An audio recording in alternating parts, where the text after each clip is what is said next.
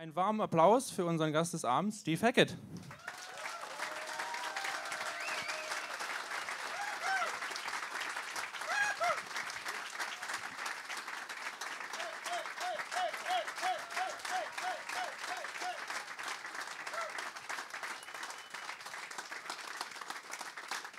Dankeschön. So, I would say we sit down because old men need to sit in the evening. Absolutely. So, there's your vodka. My vodka. Mein Vodka. Okay. Schnaps. Ja. Was ist das? Wasser? Nein. Simple water without gas. Okay, fine. So, Steve, could you give me my notes there because it's obviously. Yep. That's very kind. Okay. Okay, hinter uns ist das Albumcover. Behind us is the album cover. I think the ratio is not quite right, but it will do the job. To discuss this album cover, before we start, ich werde einige Fragen stellen. Steve wird die beantworten und irgendwann sage ich dann, jetzt können alle Fragen stellen. Und dann würden wir euch die Gelegenheit geben, Fragen zu formulieren. So, I would ask the first batch of questions to Steve. He will hopefully answer them. And after a while, then you have the chance to ask questions yourselves. I will try to translate as much as possible. I know that Steve's English is a very good one. In Italian. Yeah. Italiano? Yeah, but... Sì. Or maybe Dutch, because my grandfather was Dutch, but... Okay. 1985. No, but, since I know other members of Genesis with the names Mike and Tony, whose English is really hard to understand. Okay. Das ist, wie gesagt, das Albumcover. This is the album cover. But Steve, you have to explain me one thing. I came across an early draft of this cover. Yes. Which is this one. Yes.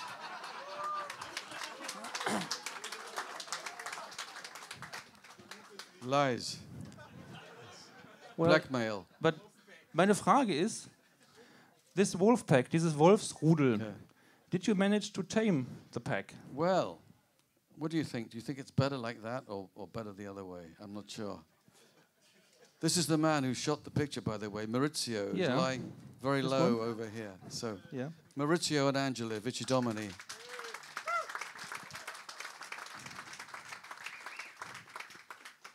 Thank you. Not this. He says this is nothing to do with him, you see. Is it? But it's nothing to do with me either. But one thing is very obvious. All these four wolves at the bottom are grey, but you aren't. How do you do this? I don't know. It's a trick of the light, and hair dye. There you go. Okay. Good.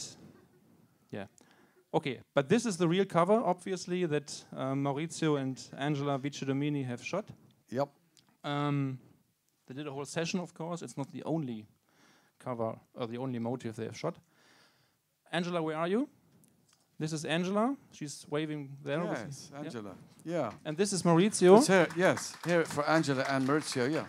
Yeah. Very important part of the show. Yeah. Yes. Any complaints about the album artwork goes to them. And also, of course, if you want to show your respect. So the first question would be now to come to the serious bit of the evening. There were rumors about the cover that you haven't been involved and you have been photoshopped into the cover. Es gab Gerüchte, dass er quasi nur reingefotoshoppt worden ist und gar nicht da mit den Wölfen gesessen hat. Can you explain within a few words how these sessions came about? Where was the idea and what did you do there? Okay. Well, we were talking about the title Wolflight, which came from an article that my wife Jo wrote several years earlier, and Maurizio and Angela were talking about, we could do something with real wolves if we could find some, and they said 1 hour outside Rome, there's a guy who trains wolves, and we met with this guy and his wife, and we spent a whole day doing photographs with the wolves and playing with the wolf cubs, which is their children, their little tiny things. We call them cubs. You know, if it's dogs in English, it's puppies, but we call them wolf cubs. And the wolves wanted to make sure that I got to play with each of the cubs equally. They're very concerned that all their children would have the same amount of attention. This is extraordinary, you know, coming from what are considered to be wild animals. But I had a wonderful day, and I'm sure I made Kevin Costner very jealous. Rolling around with wolves on the floor, and we then took, there were about, I don't know, maybe 10, 11, 12 of them, and we took about 4 or 5 of them to the ruin, which was maybe 15 minutes away, something overlooking one of the hills of Rome, and it was an old ruined tower, and that's where you have the shot from here. I think I'm not giving away the game by saying that it was shot during daylight and they made it look like moonlight, but other than that, it's what you see is actually what happened. And they were very friendly, although they don't look very friendly. They look terrifying, but they were great, and I think they have telepathy with humans. They're very aristocratic, very beautiful, lovely animals, and I had just a wonderful day with them. They were very affectionate. I got to feed them. I still have my fingers, and yeah, it was really a really great day. And thanks to them, because it wouldn't have happened without Maurizio and Angela. You know. Great.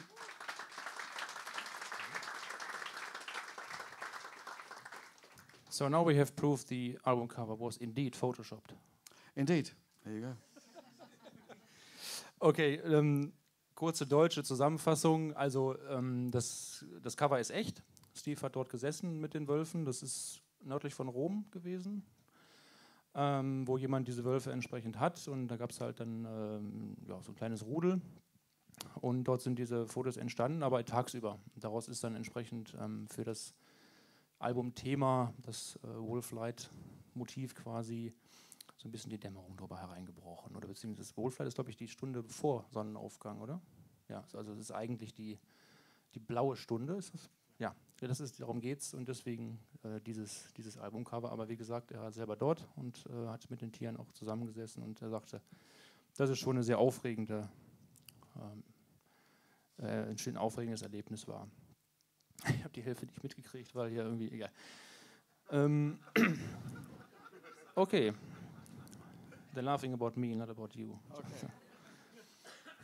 Steve, the writing process for the new album is completely, in my opinion, completely different from the last album because you had to write during the Genesis Revisited, Genesis Extended tour. Yeah. So can you tell something about this, how this might have been influenced you or affected maybe the album's release date or something like this? Well, the challenge is always to try and write something that's either as good as Genesis or you try and top it in your own mind. And of course, to everyone here, that would be sacrilege that there could be anything, you know, approaching the knees of the great Genesis. But for me, I was taking on board the idea of long-form stuff again. A lot of the Genesis songs were very long. And in the very early days, that's something that I encouraged because I knew that it could work like that. When you look back on it, of course, you think of these journeying songs and voyages and a kind of odyssey. In fact, the title Wolflight really comes from Homer. Homer talks about Odysseus waking up in the wolflight, the hour before the dawn and the time when wolves hunt. So that's, you know, some of the ideas that are lying behind it. Plus also, as you know, I was doing a lot of shows and I didn't have very much time in the studio, so I had to rush everything. A lot of stuff was done on paper. And then like a plan, like storyboarding a film. Have all these ideas, go in the studio, try and get them right. If not first time, second time. And then, of course, I was also dealing with the fact that I was selling the place that I live with Joe and the studio, and so we had to finish it by a certain time. There was a big deadline with all of this, so not much time to record, but lots of time to work in the imagination. So that shows that that's possible. Something about the style of the album. It's like a lot of different, many different genres, and I know it's not the first time I've done that, but I felt it was as if like different teams took over one from the other, different genres, different teams. You've got the idea of folk music, you've got the idea of the wolves, you've got the idea of drums. They all get a chance to speak, and then they all get interrupted by orchestral moments, and rock and roll keeps interrupting classical orchestras, and the other way around. There's also some instruments I've never worked with before. It's the next question. Wait. Okay, next question. Yeah, I'll go back a bit and shut up, let him translate. Okay, let me translate the last 15 minutes then. Sorry. If only I could speak perfect German. No, the good thing is, Steve, that your English, I think, is very good, understandable for Germans. So that I only need to, sum up the things that you said in German, and I do this in the most accurate way as possible, I promise. Also er sagte, dass die Herausforderung schon darin bestand, auch Dinge zu schreiben, die auch möglichst so gut sind, wie die von Genesis. Auch, dass das entsprechend während der Tour entstand, hat die ganze Sache unter einen gewissen Stressfaktor gesetzt. Hat auch privat im Prinzip sein Haus verkauft, das Studio. Warum, frage ich noch, keine Sorge. Und da musste eben alles zu einer gewissen Deadline fertig sein. Also hatte er Phasen, in denen er die Dinge quasi schon komponiert hat, auf Papier gebracht hat, und dann eben auch Phasen, in denen er im Studio war, um das einzuspielen. Und was er gesagt hat, er wollte zurückkehren zu längeren Songs, die ja auch bei Genesis immer sehr im Vordergrund standen, gerade in der frühen Zeit. Und das entsprechend auf diesem Album wieder mehr in Szene zu setzen. Und dann hat er gerade angefangen, darüber zu sprechen, welche Instrumente und Passagen dort zum Einsatz kamen. Und das werde ich ihn auch noch gleich fragen. Aber erstmal machen wir was anderes. Okay, that was a summary. You mentioned you have sold your studio. You're not retiring, aren't you? No, I'm not retiring, just moving to a new house and putting a new studio in the house to centralize again. Gut. Also nur, er macht ein neues Studio und zieht in ein neues Haus, also er wird nicht aufhören, Musik zu machen. Das ist schon mal sehr gut. Thank you. Yes, and you were mentioning different instruments you used on this particular record, and before the record came out, I think in your blog on your website you mentioned quite a few times that you used specific let's say foreign instruments to the Western music. We have just heard the result of the album. It still sounds like a Hackett album, actually. So yes, it seems like you managed to include these instruments in a very, let's say, intelligent way. Not that that it dominates the record more than it supports the record. So how was that process to include these strange instruments? Sometimes these instruments might start the sequence, so something might be very quiet and it will grow out of that. Like, for instance, Wolflight, the title track, right at the beginning there's an instrument called the tar, T-A-R, and it's from the same family as the guitar and the sitar. The guy who plays that is from Azerbaijan. His name is Malik Mansurov, and he's probably the best known player in the world of this instrument. Working with him is a little bit like meeting someone who's a cross between Ravi Shankar and John McLaughlin, someone who's an incredible virtuoso and also has this kind of spiritual sound with the instrument. And he plays in a style which is common to 4 countries. It's Azerbaijan, Turkey, Iraq, Iran. It's called Mugam, M-O-U-G-H-A-M. And it's very, very beautiful. This kind of improvisational style. It's very kind of Arabic sounding, very exotic. And that's just one of the instruments. That's also twinned with the didgeridoo from Australia, played by a girl called Shara Kovacs, who was doing cyclic breathing with that. So that's right at the beginning of the track. Now, do you want me to go on for 20 minutes? Or 20 Minuten, or I'll let you do your...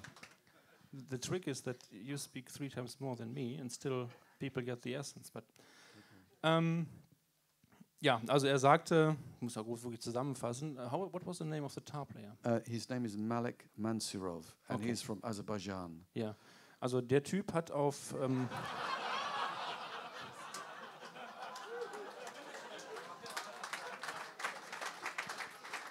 We could just move on. Dieser Virtuose, den er verglichen hat mit Ravi Shankar und John McLaughlin.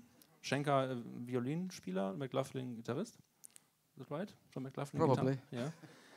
Shankar is a violinist. So great tennis players. Yeah.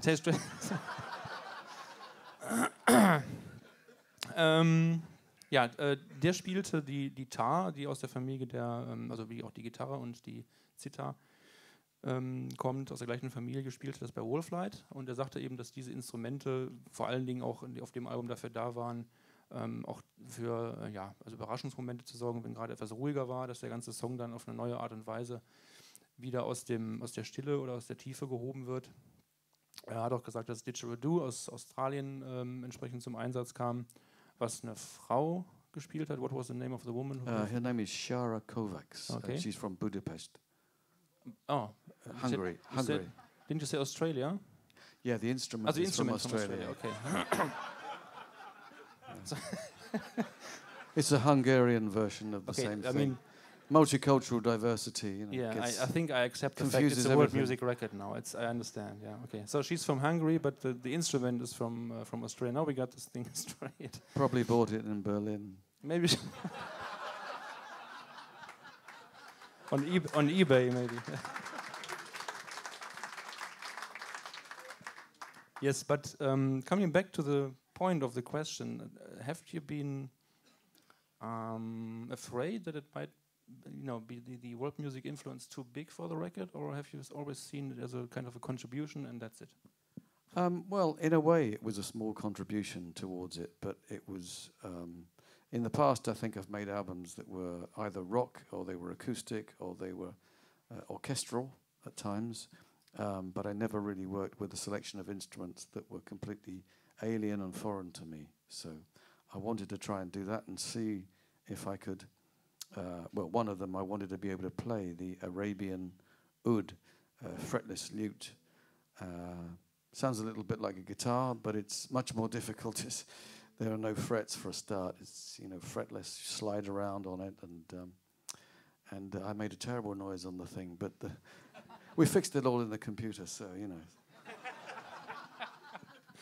Ja, also es war mir ein Beitrag zum Album, weniger, dass es das Album dominieren sollte. Er sagte halt auch, das ist ja auch so, dass er entweder relativ genrebezogene Alben gemacht hat und das ist das erste Mal, dass er auch wirklich das mischt und sich da auch getraut hat, nochmal neue Elemente dazuzunehmen, auch wenn er nicht immer alle Instrumente, wie er gerade sagt, selber unbedingt spielen konnte. Aber entsprechend war die Erfahrung, die er da gemacht hat, eben sehr interessant. Okay, we talked a bit about the guest musicians on the record already. Mm-hmm. How do you get in contact with these guys or girls? Well, usually once a year I do some shows with Jabe, the Hungarian band, fusion band, and I get to meet musicians from all over the world with them.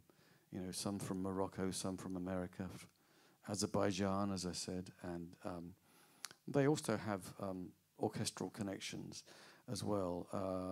One or two of the people in the band, for instance, Ferry Kovacs plays amazing violin and amazing trumpet.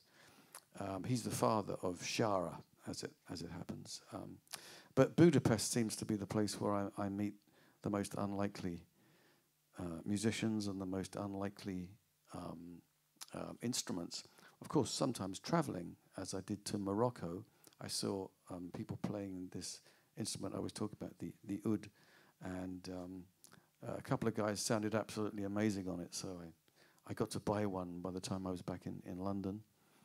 And it goes on. There's some other instruments too, like the duduk. Rob Townsend was playing that. The duduk is the sound that you hear on many film soundtracks, the most exotic sounding instrument sounds a little bit like a flute, a little bit like a woman's voice. It's very haunting, very beautiful, and he was playing it for the first time, Rob, but he sounded absolutely wonderful on it. I was trying to make the sound of the duduk on the guitar, first of all, and so I wrote some of the phrases, but it sounded so much better with the real thing. So we left in the guitar as well, so you get a mixture of the two. Okay. No, das ist jetzt einfach. Another 20 minutes? No, it's very easy to sum it up, actually. Okay, good. Ja, ich habe Faden verloren. Nein. Ja, er sagt, also also ich habe gefragt, wie er denn an diese ganzen Musiker kommt. Das ist ja sehr exotisch teilweise. Und er sagt, dass seine Zusammenarbeit mit der ungarischen Band Jarbe in Budapest da schon so eine Art Schmelztiegel war für diese ganzen Einflüsse und ihm da auch viele Kontakte verschafft hat. Und das Reisen, da kommt ja natürlich viel rum, da entsprechend auch entsprechende neue Instrumente, hat das Duduk auch nochmal genannt, kennengelernt hat. Der war in Marokko und konnte dort entsprechend dann auch weitere Einflüsse dankbar aufnehmen und entsprechend hier in dieses Album einflechten.